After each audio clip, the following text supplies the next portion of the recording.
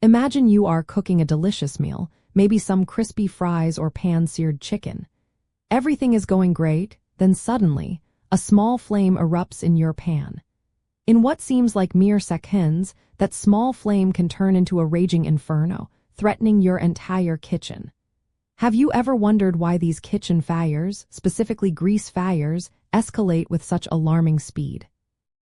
Grease fires spread so quickly primarily because of the unique properties of cooking oils. These oils have a relatively low flash point, meaning they can ignite easily when they reach a certain temperature. Once ignited, they burn intensely and can rapidly spread across surfaces and even become airborne. Let's dive a little deeper into the science behind this rapid spread.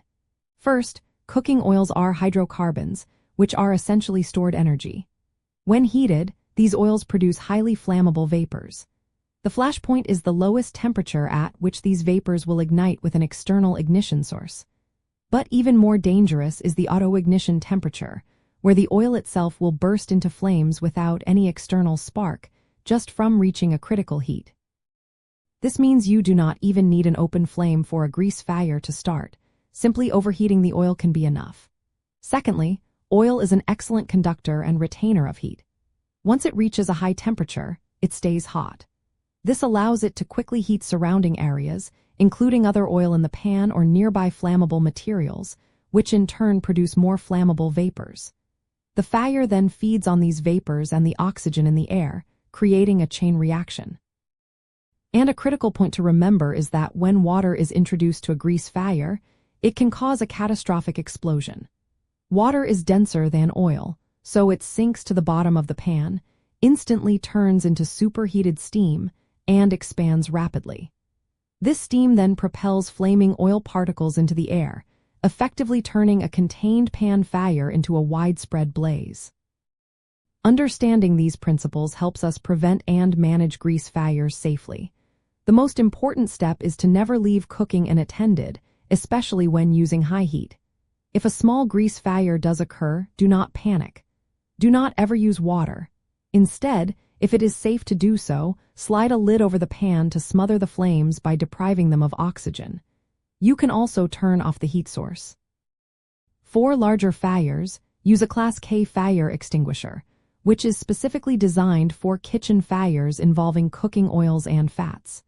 These extinguishers work by creating a foamy barrier that cools the oil and prevents reignition.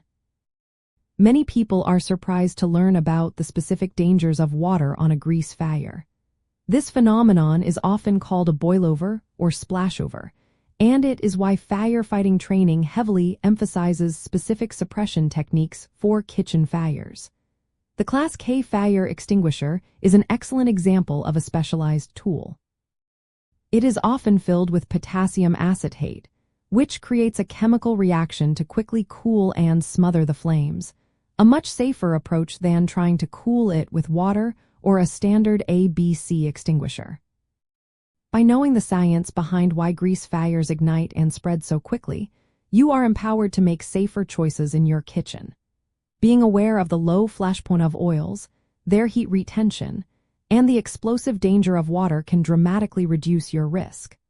This knowledge helps you prevent kitchen fires and equips you with the best strategies to react effectively if one does happen, keeping your home and loved ones safe.